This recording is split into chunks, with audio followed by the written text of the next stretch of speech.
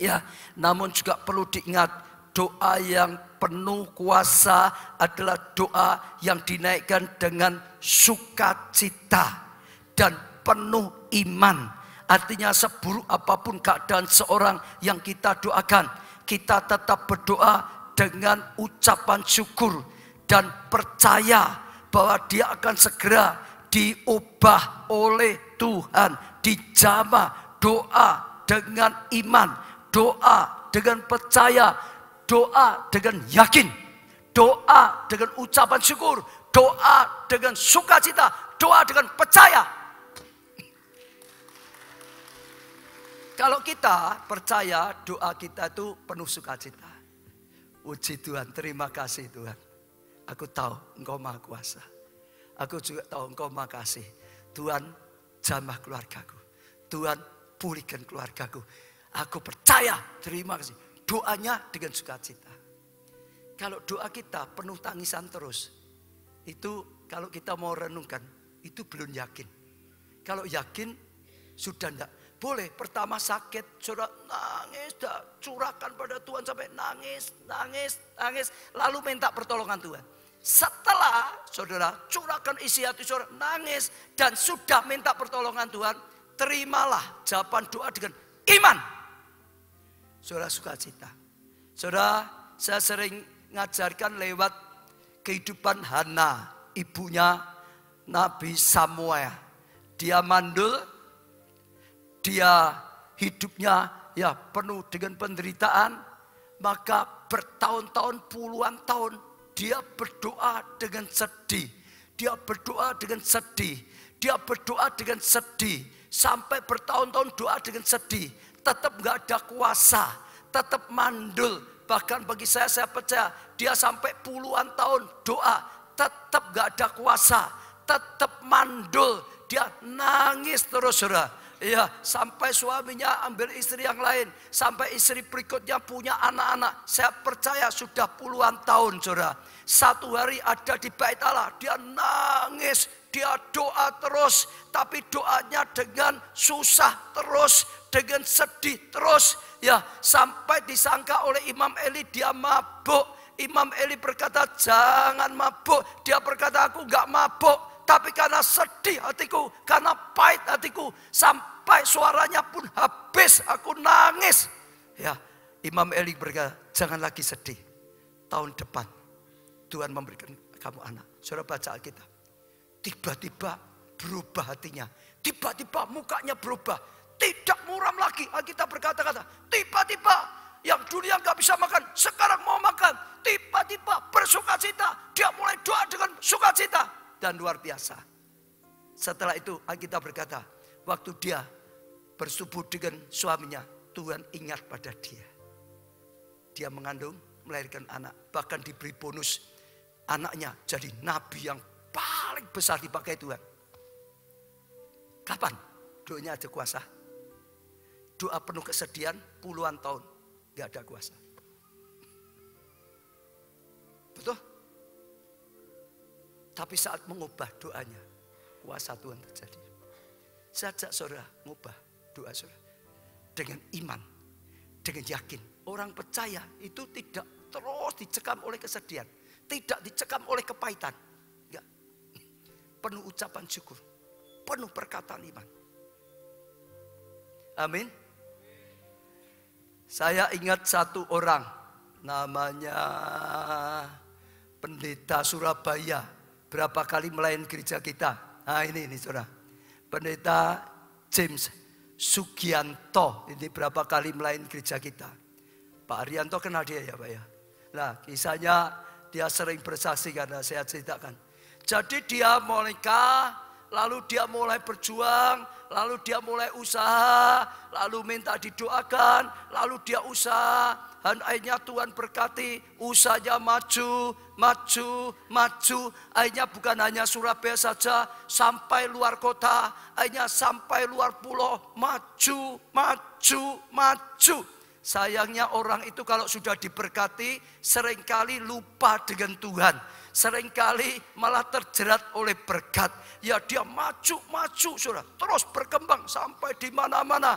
Dan akhirnya ternyata malah justru membuat dia, saudara, punya simpenan. Ya, bukan tabungan uang, simpenan. Ya sudah simpenan tahu sendirilah saudara ya gitu saudara ya.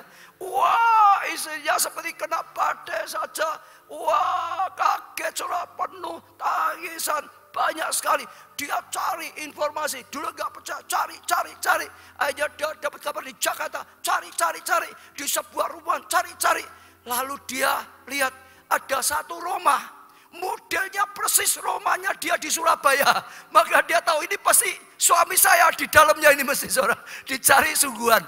Itu rumah suaminya di Jakarta dengan selingkuhannya. Sudah gak pulang suaminya.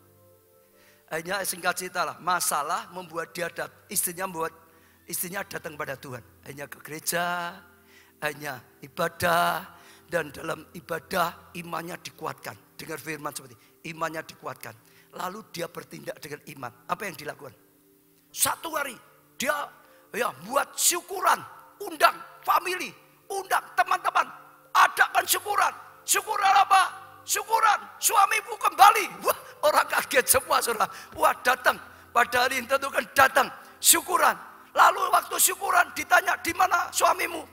Ya, belum. Tapi tak imani yo, suamiku mau pulang gitu. Jadi syukuran mengimani suaminya mau pulang. Sebab bagi Allah tidak ada yang mustahil. Teman-temannya bingung saudara. Mikir wah ini sudah kena ini mungkin gitu. Orang kan dianggap gak normal tau saudara, betul gak saudara? Ya, setelah lewat 1 bulan saudara, teman-temannya dapat undangan lagi, syukuran lagi sekarang. Wah, ini syukuran. Temannya bingung saudara, teman-temannya ini sekarang benar pulang atau masih seperti dulu. Tapi nggak datang ya kasihan loh saudara. Akhirnya ya sudah, teman family datang lagi. Lalu ditanya gimana? Suaminya tetap sama, belum pulang. Tapi aku imani. Sebab janji Tuhan, ya dan amin. Pasti pulang. Semua yang datang ya pegang dada ya kasihanlah, enggak apa-apa. Sudah jangan didebat lah gitu saudara. Ya sudahlah, saudara syukuran saudara. Pulang semua. Lalu bulan ketiga syukuran lagi yang ketiga. Teman-temannya bingung semua. Ini gimana ya? Syukuran terus ini gimana ya? Nanti suku pulang apa enggak ya? Saudara dengar. Waktu semua datang akhirnya ternyata suaminya kembali. Kok diem tuh saudara? Hanya suaminya benar-benar ada itu. Pak Sugianto itu benar-benar pulang rumah. Lalu diminta bersaksi saudara. Dia cerita. 1-2 bulan ini hatinya itu seperti bingung. Hatinya itu seperti gelisah terus. Mulai dia merasa Tuhan ingatkan dia dosa, dia salah, dia tinggalkan rumah. Mulai hatinya ini dikejar-kejar terus gitu saudara. Dan hanya sampai titik tertentu dia sudah nggak bisa lagi, harus pulang, nggak pulang dia bingung terus, nggak bisa tidur, macam-macam saudara. Hanya singkat cerita, ya bulan ketiga dia pulang. Sudah dengar, kalau istrinya berhenti mendoakan, mungkin nggak berhasil. Betul? Kalau istrinya mendoakan dengan tangisan, belum tentu. Bisa saja kalau Tuhan kasihan saja. Tapi karena istrinya mendoakan dengan iman. Dengan iman. Menarik kuasa. Suaminya dijamah Tuhan. Mau tidak mau balik. Istrinya nggak bisa apa-apa. Tapi Tuhan bisa apapun. Saya tutup dengan satu. Kesaksian lagi. Ruby Sigara, betul ya? Ruby apa? Oh itu ya. Ruby Sugara. Ya, Ruby Sugara, saudara. Kemarin saya lihat ya video kesaksiannya. Kemarin saya nonton video kesaksiannya dia, saudara. Nah, ini istrinya namanya Eta, saudara. Ya. Di kesaksian itu saya dengar banyak saudara, kurang lebih begini saudara. Mereka menikah, ya pada saat istrinya umur 30, anaknya sudah 7. Nah gimana saudara? Ada umurnya 30 istrinya, anaknya sudah 7. Ya Tapi setelah itu badai menerpa luar biasa sekali. Karena suaminya mulai punya selingkuhan, saudara. Nah, malah lebih beratnya lagi, suaminya punya selingkuhan, tinggalkan istrinya. Bukan jatuh, saudara. Malah saudara prestasinya naik, malah lebih terkenal, malah sukses, saudara. Jadi suaminya merasa aku tidak salah kok selingkuh ini. Tidak apa-apa, nyatanya diberkati Tuhan kok. Nyatanya usaha saya malah maju sekarang. Setelah dengan selingkuhanku ini membawa hoki, ini membawa rezeki. Aku malah lebih maju. Jadi merasa nggak salah, saudara. Terus, saudara, dia tinggalkan istrinya lama. Istrinya sungguh-sungguh mengalami badai yang sangat besar. Dia sangat berat sekali, saudara dengar. Karena dia cerita apa? Dia satu orang, dia nggak biasa kerja. Dia dulunya belum pernah kerja. Sekarang harus memelihara kebutuhan 7 anak, saudara. Sekarang ada banyak ibu-ibu 1 anak saja, saudara. Wah, berat sekali, anak nggak bisa tidur. Wah, ini macam ini 7 anak, saudara. Ditambah lagi harus kerja untuk membiayai 7 anak, biaya banyak, berat sekali. Dia cerita sampai berapa tahun nggak pakai PLN karena nggak sanggup bayar PLN, sampai dimatikan PLN. Dia mengalami pergumulan yang berat, dan yang paling berat lagi kalau anaknya datang sama dia mencari bapaknya, ingin ketemu bapaknya, dia nggak bisa apa-apa, hanya tangisan saja yang bisa. Tapi dia akhirnya kuatkan anak-anaknya dengan apa? Dia janji. Aku janji, kalian jangan takut. Aku tidak akan menikah lagi. Tidak akan ada bapak kedua. Kecuali bapakmu. Ruby ini pulang. Tidak akan ada bapak kedua. Jadi itu menguatkan hati anak-anaknya. Lalu langkahnya dia berikutnya, dibawa anak-anaknya ke gereja. Oh, akhirnya anak-anaknya ya ibadah. Akhirnya anak-anaknya bertumbuh. Bahkan anak-anaknya melayani Tuhan. Dibawa anak-anaknya. Dibawa ke gereja, saudara. Dia kerja, dia macam anaknya dibawa, saudara. Dan satu hari dia terkejut. Anak-anaknya ya ada di satu kamar yang lain, saudara. Dia saat itu nggak ada PN. Loh, kok bisa ada terang? Dia lihat ternyata 7 anaknya, saudara, sedang ya ibadah bersama. Jadi mesbah keluarga mungkin gitu. 7 anak itu semua nyembah Tuhan, muji, nyembah Tuhan. Terus saudara, terus semua ada renungan. Dan akhirnya ada waktu doa, dia dengar terus, dia kaget. Anak-anaknya doanya tuh luar biasa. Pertama doa apa? Tuhan, aku ampuni bapakku. Kami mengampuni bapakku, Tuhan. Sebab bapakku nggak tahu apa yang diperbuat. Ampuni bapakku, Tuhan. Ampuni bapakku, Tuhan. Ampuni bapak kami, Tuhan. Oh Tuhan, ampuni. Oh tolong Tuhan, bawa bapak bisa pulang ke Roma. Tolonglah supaya bapak bisa pulang ke Roma. Bukan hanya itu saja, juga doa lagi. Tuhan, ampuni wanita yang mengambil bapakku, Tuhan. Ampuni dia, Tuhan. Berkati dia dengan suaminya sendiri, itu saudara. Jadi ampuni itu ya wanita yang ambil bapaknya. Berkati supaya dia punya suami sendiri sehingga bapakku bisa pulang. Wah, luar biasa. Setelah itu baru doa-doa yang lain. Ibunya itu nangis mendengar seperti itu. Maka dia terus berusaha gigih, berusaha tolong, dan terus saudara lalu berdoa. Tapi setelah tahun kelima, doa terus, doa 5 tahun gak ada apa-apa. 6 anaknya berkata, Bu, ya sudah Bu, kita sudah 5 tahun. Kalau ibu mau nikah lagi enggak apa-apa lah. Namun anak ketiga, satu anak ketiga, kalau ada nanti fotonya dikeluarkan, minta jangan Bu. Aku masih duduk di bawah kaki Tuhan. Aku percaya Tuhan dengan doaku. Ibu jangan menikah. Kalau ibu menikah, bapak enggak bisa pulang lagi. Ibu, aku minta jangan menikah. Aku tetap duduk di bawah kaki Tuhan. Pasti bapak pulang. Dia minta dengan ibunya. Hanya ibunya setuju. Tetap saja. Tahun ke-9. Tuhan mulai berkarya. Ketemu. Anak dan bapak ketemu. 7 anak dengan bapaknya sempat ketemu. Bapaknya sudah takut karena sudah terlantarkan anak-anaknya. Tapi ternyata anak-anaknya itu hebat. Anak-anaknya datang dipeluk bapaknya. Oh saudara, Dikasih bukan dicaci maki, tidak pahit hati, tapi sungguh-sungguh luar biasa. Saat itulah hati bapaknya hancur.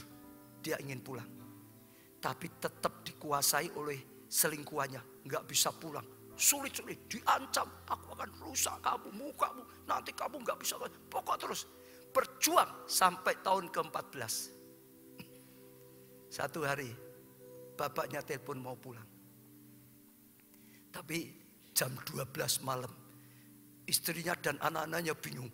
Mau pulang saja kok jam 12 malam ya. Siang apa nggak bisa ya. Tapi luar biasa. Mereka nunggu terus malamnya. Anak-anaknya di ruang tamu nyembah Tuhan. Doa dengan Tuhan. Nyembah Tuhan. Doa dengan Tuhan. Nyembah Tuhan. Doa dengan Tuhan. Ya, istrinya ini di kamar sendirian. Jadi orang seperti bingung. Sudah 14 tahun gak ketemu dengan suaminya. Nanti gimana ini? Sampai dia akhirnya cari tempat tidur satu lagi 2. Jadi nanti tidur sendiri-sendiri gitu. Masih bingung ini 14 tahun gimana. Tapi sungguh-sungguh akhirnya bapaknya pulang. Singkat ceritalah terjadi pemulihan keluarga. Dan saudara, akhirnya sekarang mereka melayani Tuhan, satu keluarga. Lalu ditutup dengan satu perkataan bagus gini, isinya doa dengan Tuhan. Sama-sama menjawab doa. Kan 1 tahun saja bisa toh Tuhan, kau jawab doa. 2 tahun ya bisa toh Tuhan. Kok kenapa 14 tahun? Sama-sama jawab doa. Buat kita itu lama, 14 tahun, 1 tahun ya bisa toh Tuhan. Tuhan Maha Kuasa kok. Tahu enggak Tuhan berkata dengan istrinya apa? Benar 14 tahun. Kamu doa. Tapi saat kamu doa. Bersama anakmu mau doa sendiri. Apakah hatimu ada pengampunan, ada iman suamimu pulang? Hatimu tetap kecewa. Hatimu tetap tawar. Hatimu tetap sakit hati. Doamu itu munafik, kosong. Doa, tapi sebetulnya nggak ada iman. Kamu ngajak anakmu ke gereja, kamu dorong anakmu melayani, kamu nggak aktif di gereja, hanya kadang-kadang, kamu nggak melayani, kamu nggak sungguh-sungguh. 14 tahun adalah aku menunggu kamu, bukan kamu menunggu aku. Ya memang kamu menunggu aku, tapi aku juga menunggu kamu. Supaya aku bisa berkarya. Supaya aku bisa adakan pemulihan.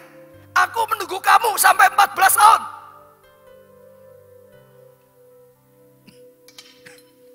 Waktu saya dengar itu saudara, saya ingat ayat Yesaya 30 ayat 18. Yesaya 30 ayat 18. Sebab itu Tuhan menantikan saatnya. Hendak menunjukkan kasih-Nya kepada kamu.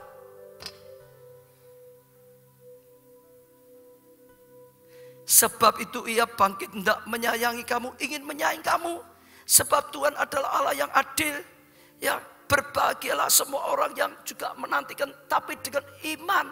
Dengar, kalau saudara tidak dijawab sampai sekarang, mungkin sama dengan istrinya. Tuhan berkata, hatimu masih keras. Aku tunggu sampai hatimu luluh. Tuhan yang menunggu saudara, bukan saudara nunggu Tuhan saja. Sebab hati yang kecewa, hati yang pahit, itu enggak doa sungguh-sungguh. Itu yang meratapi penderitaan. Ratapin saja keadaan yang tidak baik. Hari ini, saudara dengar hatimu. Kalahkan, bersihkan. Belajar, bisa mengucap syukur. Fokuslah pada Tuhan. Bisa lihat, sekalipun enggak baik, masih ada yang baik. Yang bisa saudara lihat. Lalu jangan berhenti berdoa. Berdoalah dengan iman. Berdoa dengan percaya. Saudara akan lihat hari ini akan menjadi hari yang dinanti-nantikan Tuhan datang dalam hidup. Saat kau tak angkat tangan, Tuhan akan turun tangan. Dan saudara akan lihat kuasa Tuhan, kemuliaan.